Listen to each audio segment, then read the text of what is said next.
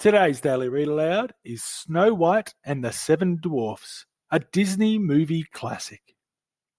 Long ago, in a faraway kingdom, there lived a lovely young princess named Snow White.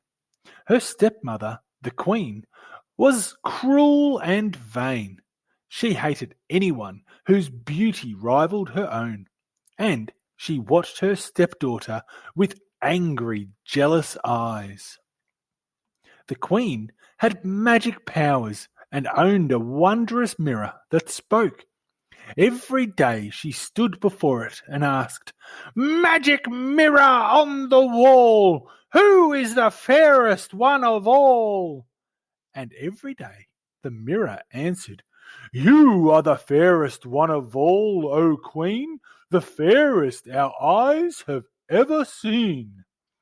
As time passed, Snow White grew more and more beautiful, and the Queen grew more and more envious. So she forced the princess to dress in rags and work from dawn to dusk. Despite all the hard work, Snow White stayed sweet, gentle, and cheerful. Day after day she washed and swept and scrubbed, and day after day she dreamed of a handsome prince who would come and carry her off to his castle. One day, when the Queen spoke to her mirror, it replied with the news she had been dreading. There was now someone even more beautiful than the Queen, and that person was Snow White. The Queen sent for her huntsman.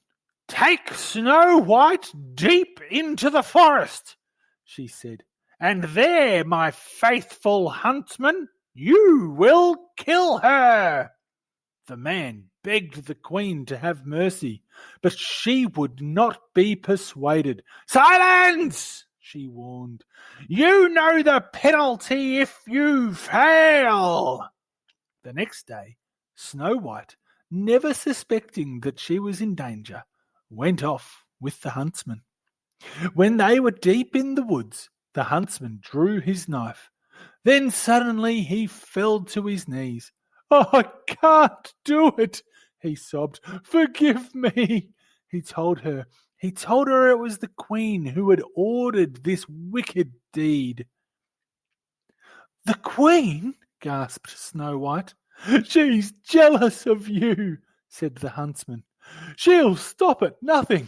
Quick, run away and don't come back. I'll lie to the Queen. Now go, run, hide." Frightened, Snow White fled through the woods. Branches tore at her clothes. Sharp twigs scratched her arms and legs. Strange eyes stared from the shadows. Danger lurked everywhere. Snow White ran on and on. At last, Snow White fell wearily to the ground and began to weep. The gentle animals of the forest gathered around and tried to comfort her. Chirping and chattering, they led her to a tiny cottage. "Oh," said Snow White, "it's adorable. Just like a doll's house." But inside, the little tables and chairs were covered with dust, and the sink was filled with dirty dishes. "My," said Snow White, "perhaps the children who live here are orphans and need someone to take care of them. Maybe they'll let me stay and keep house for them." The animals all helped, and soon the place was neat and tidy. Meanwhile, the 7 dwarfs who lived in the cottage were heading home from the mine where they worked. The dwarfs were amazed to find their house so clean. They were even more amazed when they went upstairs and saw Snow White. "It's a girl," said Doc. "She's beautiful," sighed Bashful. "Ah," said Grumpy, "she's going to be trouble. Mark my words." Snow White woke with a start and saw the dwarfs gathered around her. "Why, you're not children," she said. "You're little men." "I read your names on the beds," she continued. "Let me guess who you are.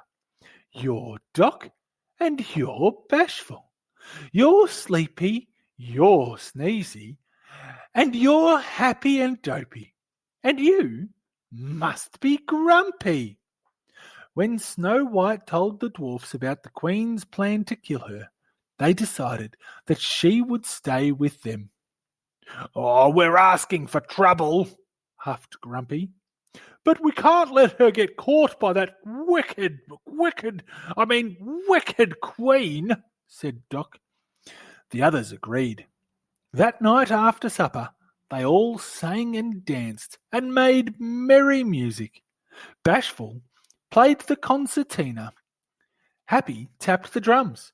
Sleepy tooted his horn.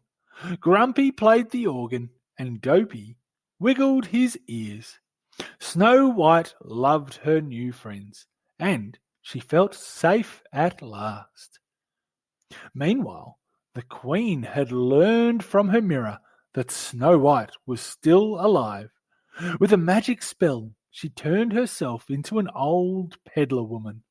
She filled a basket with apples, putting a poisoned apple on top. "One bite," she cackled, "and Snow White will fall asleep forever!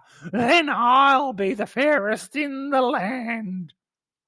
The next morning, before they left for the mine, the dwarfs warned Snow White to be on her guard. "Don't let nobody or nothing in the house," said Grumpy. "Oh, Grumpy," said Snow White, "you do care.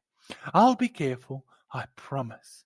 She kissed him and the others goodbye, and the dwarfs went cheerfully off to work. A few minutes later, the Queen came to the kitchen window. "Making pies, dearie?" she asked.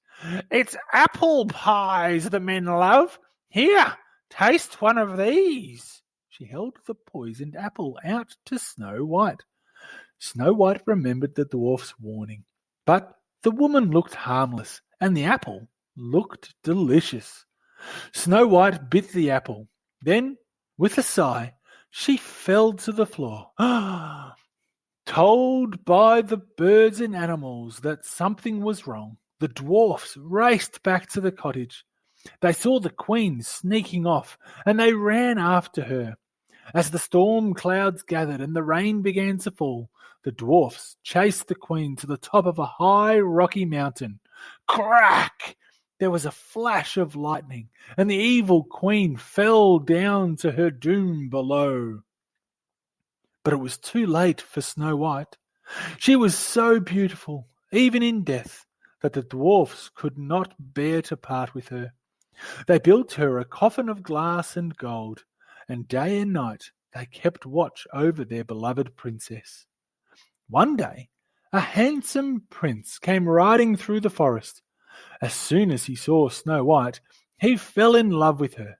Kneeling by her coffin, he kissed her.